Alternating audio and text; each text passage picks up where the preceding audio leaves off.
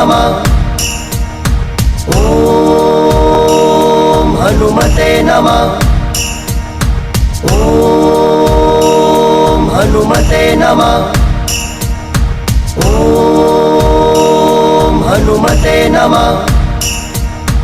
ॐ हनुमते नमः।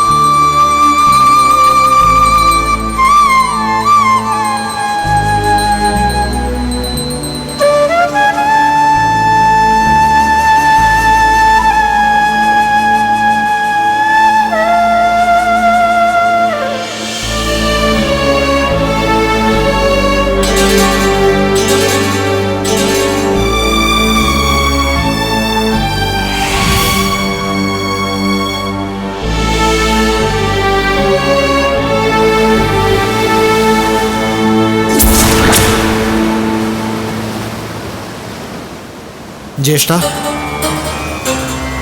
അതാ ആഞ്ജനേയൻ വരുന്നുണ്ട്.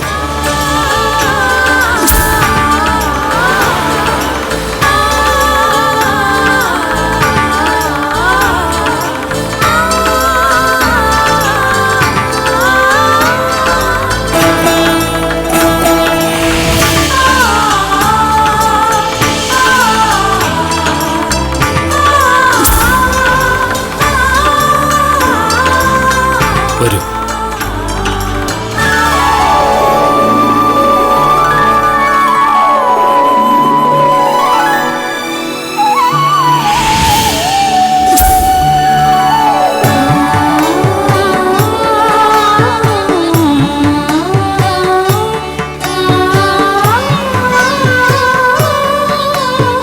ശ്രീരാമപാദം ഭജാമ്യഹം.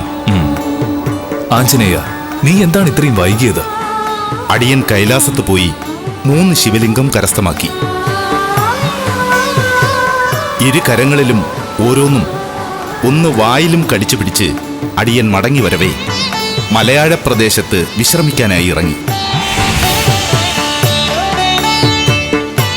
പഴവർഗ്ഗങ്ങൾ കഴിച്ച് നീരാട്ടും കഴിഞ്ഞു വന്ന് വിഗ്രഹമെടുക്കാൻ ശ്രമിച്ചപ്പോൾ ഇളക്കാൻ കഴിയാത്ത വിധം 3 വിഗ്രഹങ്ങളും ഭൂമിയിൽ ഉറച്ചുപോയി.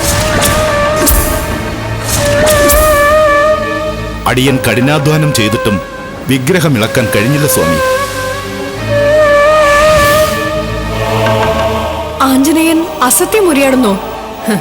ബാലിയേക്കാൾ ബലവാനായ ആഞ്ജനേയന് ശിവലിംഗം ഇളക്കാൻ കഴിഞ്ഞില്ലെന്നോ? അവിശ്വസനീയം. മഹാശക്തനെന്ന മഹാമേരു സമാനമായ അഹന്ത ചില ഘട്ടങ്ങളിൽ തകർന്നു വീണിരിക്കും. ആട്ടെ, അതിനുശേഷം എന്താണ് ഉണ്ടായത്? ശിവലിംഗത്തിനായി അടിയൻ വീണ്ടും കൈലാസത്തിലേക്ക് പോയി ശിവനെ ധ്യാനിച്ച് പ്രത്യക്ഷപ്പെടുത്തി. നടന്ന അവസ്ഥകളൊക്കെ ബോധ്യപ്പെട്ടപ്പോൾ ഗംഗാധരന്റെ തൃക്കൈകൊണ്ട് അങ്ങേക്ക് സമർപ്പിക്കാൻ തന്നയച്ചതാണ് ഈ ശിവലിംഗം.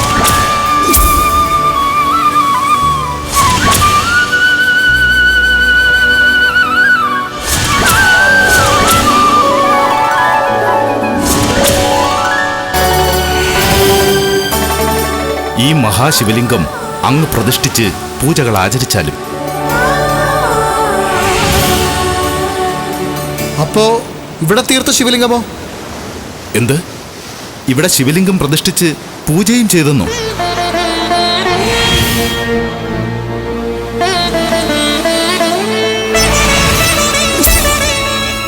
അഗസ്ത്യമാമുനി നിർദ്ദേശിച്ച മുഹൂർത്തം കഴിഞ്ഞിട്ടും ആഞ്ജനേയനെ കണ്ടില്ല.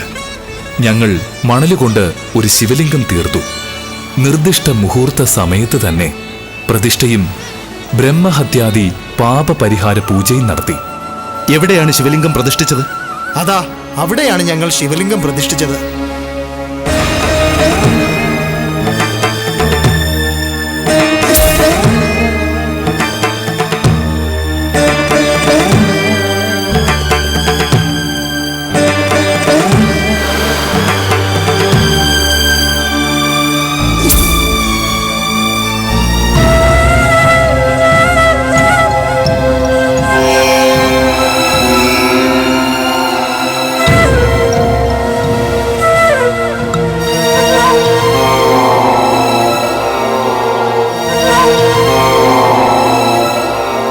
ഇല്ല, അടിയൻ ഇത് അംഗീകരിക്കില്ല. അടിയനെ അവഹേളിച്ചിരിക്കുന്നു, ശ്രീപരമേശ്വരനെ നിന്ദിച്ചിരിക്കുന്നു.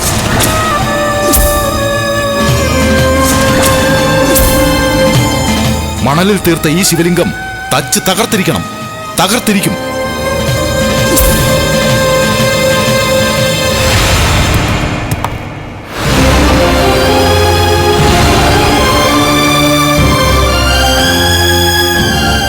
ആഞ്ജനേയ, ശിവലിംഗം മണലിൽ തീർത്ത് പ്രതിഷ്ഠിക്കേണ്ടി വന്നത് നിന്റെ കൃത്യനിഷ്ഠയില്ലായ്മയല്ലേ? നിന്റെ കെടുകാര്യസ്ഥതയല്ലേ? ശരിയായ മുഹൂർത്തത്തിൽ തന്നെ പ്രതിഷ്ഠാകർമ്മം നടന്നില്ലെങ്കിൽ ശ്രീരാമദേവനെ ബാധിച്ചിരിക്കുന്ന ബ്രഹ്മഹത്യാദോഷം മാറില്ലെന്നറിയില്ലേ നിനക്ക്? ശ്രീരാമദാസനായ നീ യജമാനന്റെ ബ്രഹ്മഹത്യാ ദോഷം മാറിയതിൽ സമാധാനിക്കുകയില്ലേ വേണ്ടത്? കോപിഷ്ടനാകുന്നത് അവിവേകമല്ലേ ആഞ്ജനേയ?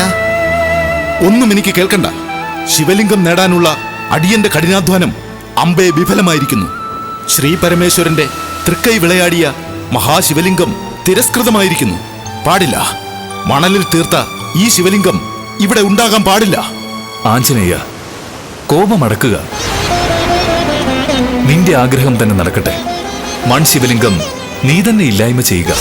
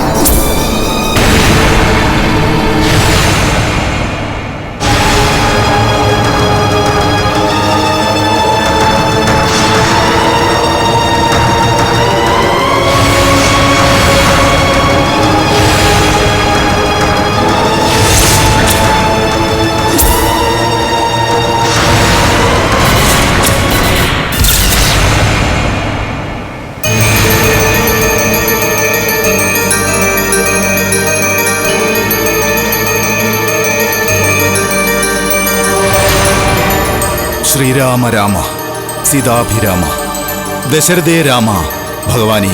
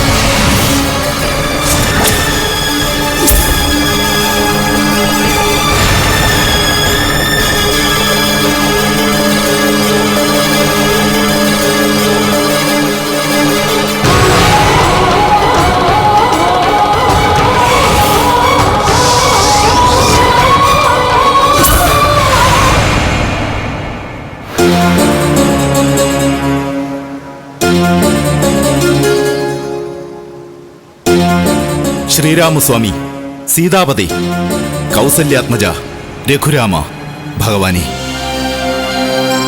അടിയന്റെ അവിവേകം സദയം പുറത്താലും മണലിൽ തീർത്ത വിഗ്രഹം തകർക്കാൻ ഒരു കൊച്ചുകുട്ടിയുടെ കരസ്പർശം മതിയാകും.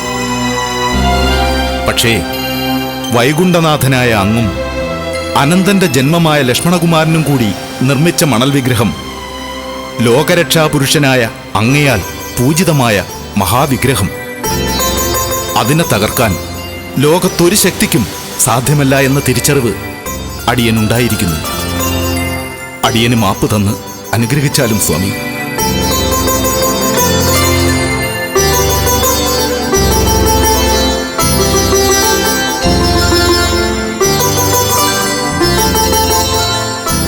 പ്രിയ തോഴരെ, ആഞ്ജനേയ, വായുപുത്ര, മലയാളത്തിൽ വെച്ച് 3 ശിവലിംഗങ്ങൾ ഉയർത്താൻ കഴിയാതിരുന്നിട്ടും നീ പാഠം പഠിച്ചില്ലേ?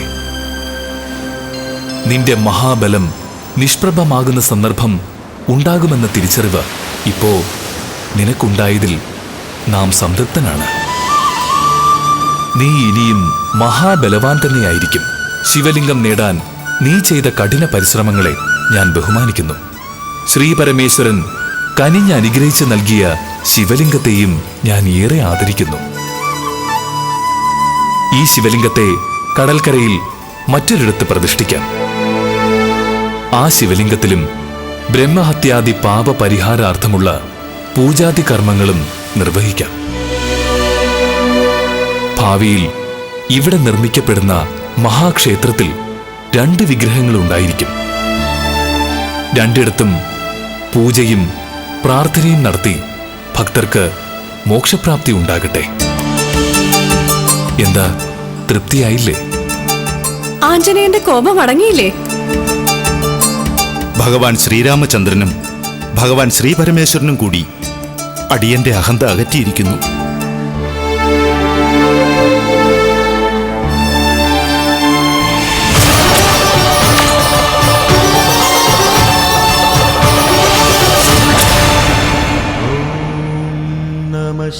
അങ്ങനെ മണലിൽ തീർത്ത ശിവലിംഗവും മഹാദേവൻ കൊടുത്ത ശിവലിംഗവും രണ്ടും പ്രതിഷ്ഠിക്കപ്പെട്ടു. ശ്രീരാമൻ പൂജിച്ച ശിവലിംഗം പിൽക്കാലത്ത് രാമലിംഗം എന്നറിയപ്പെട്ടു. രാമൻ പ്രതിഷ്ഠിച്ച സ്ഥലം രാമേശ്വരമായി. രാമേശ്വരത്ത് ദർശനത്തിനു പോകുന്നവർ ഈ 2 ശിവലിംഗവും ദർശിച്ച് പ്രാർത്ഥിച്ചെങ്കിൽ മാത്രമേ മോക്ഷപ്രാപ്തിയുണ്ടാവൂ. രാമേശ്വരം ക്ഷേത്രത്തിൽ 2 ശിവലിംഗ പ്രതിഷ്ഠ ഉണ്ടായതിന്റെ ചരിത്രം ഇപ്പോഴാ വ്യക്തമായി മനസ്സിലായത്. ശിവക്ഷേത്രത്തിലുള്ള ഹനുമാൻ പ്രതിഷ്ഠയുടെ പ്രസക്തിയും മനസ്സിലായി. രാമേശ്വര മാഹാത്മ്യം കേട്ടപ്പോൾ കലശലായ ഒരാഗ്രഹം, രാമേശ്വര മഹാദേവന്മാരെ ദർശിക്കണമെന്ന്.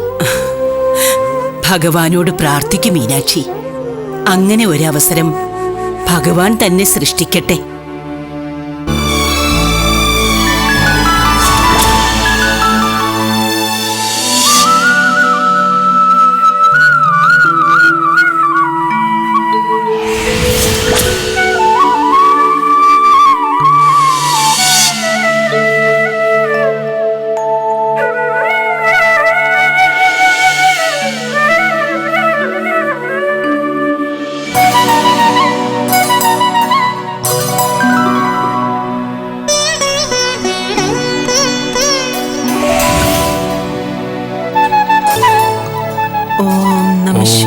ശിവായ.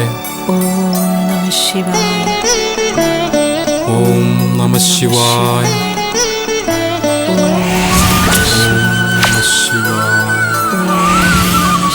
ഓം നമഃ ശിവായ. ഓം നമഃ ശിവായ. ഓം നമഃ ശിവായ. ഓം നമഃ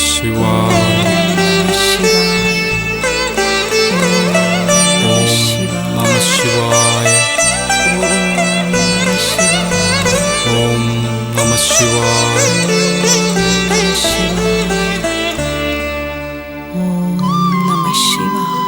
നടരാജ, കാശിനാഥ, നാരദവന്ദിത, മുനിജന പൂജിത ഭഗവാനെ, സർവവും തൃപ്പാദവിന്ദങ്ങളിൽ അർപ്പിക്കുന്നേൻ.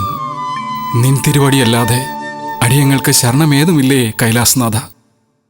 അനുഗ്രഹവർഷം ചൊരിയണേ ദേവ.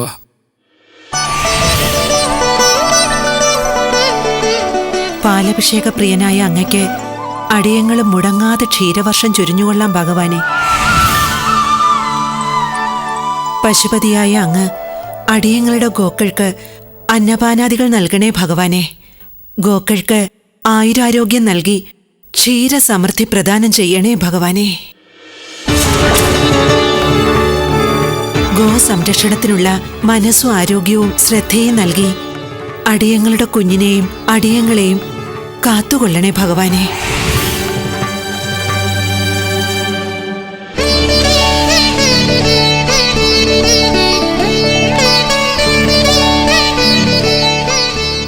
സാവിത്രി, ഓ, ക്ഷണത്തിൽ തൊഴുത്തിൽ പോയി പാൽ കറന്നിട്ട് വരിക. ശരി. പതിവ് പോലെ നമ്മുടെ കുടുംബക്ഷേത്രത്തിൽ കൊണ്ടുപോയി പാലഭിഷേകം നടത്തേണ്ട സമയമായി. ആ, ശരി. ഞാൻ ഇതാ വരുന്നു. ഭഗവാനെ. ഭഗവാനെ.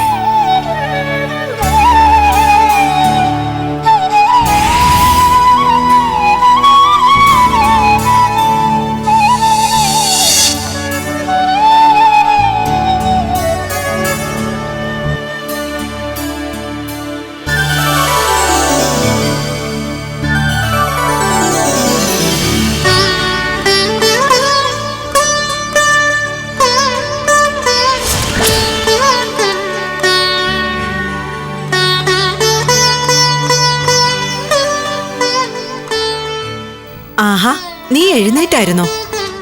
രാവിലെ ഇവിടുത്തെ പൂജയും പ്രാർത്ഥനയൊക്കെ കഴിഞ്ഞോ അമ്മേ? ദേ, ദിവസവും രാവിലെ എഴുന്നേറ്റ് കുളിച്ച് പൂജയിൽ പങ്കെടുക്കണമെന്ന് ഞങ്ങൾ പറഞ്ഞിട്ടുള്ളതല്ലേ. ഇന്നെന്താ നീ രാവിലെ എഴുന്നേൽക്കാത്തത്? ഞാൻ ഉറങ്ങിപ്പോയമ്മേ. അവൾ കൊച്ചുകുട്ടിയല്ലേ സാവിത്രി, ഉറങ്ങണമെന്ന് തോന്നുമ്പോ ഉറങ്ങിക്കോട്ടെ. നമുക്ക് ഒരേ ഒരു മകളല്ലേ ഇവൾ.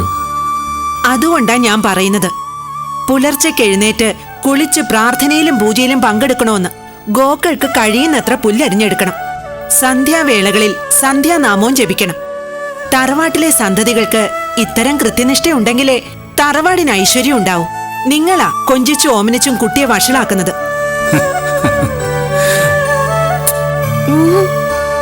ആ സാവിത്രി, നീ ക്ഷേത്രത്തിൽ കൊണ്ടുപോകാനുള്ള പാല് ഇതിൽ നിന്നും എടുത്തു വെക്കുക. ഞാൻ പാലഭിഷേകവും അർച്ചനയും നടത്തി ഉടനെ ഇങ്ങ് എത്തിയേക്കാം. ശരി.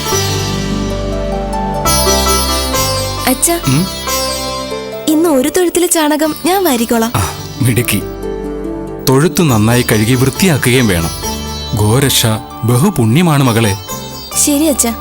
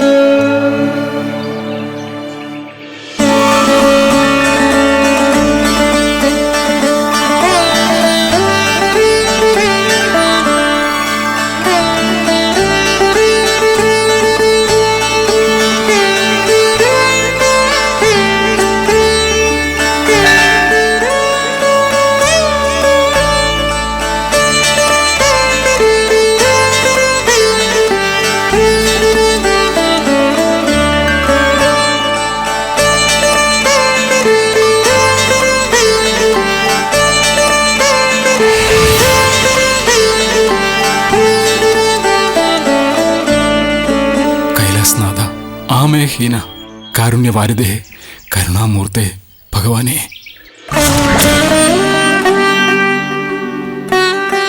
അങ്ങേക്ക് ഏറ്റവും പഥ്യമായ പാലഭിഷേകവും അർച്ചനയും പതിവ് പോലെ ഇന്നും സമർപ്പിച്ചുകൊള്ളുന്നു.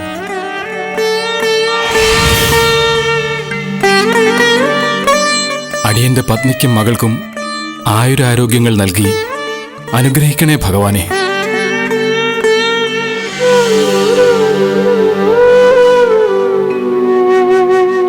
അടിയൻ സമർപ്പിക്കുന്ന ഓരോ തുള്ളിപ്പാലും അടിയന്റെ മനസ്സിന്റെ സമർപ്പണമായി കണ്ട് ആശീർവദിക്കണേ ദേവ.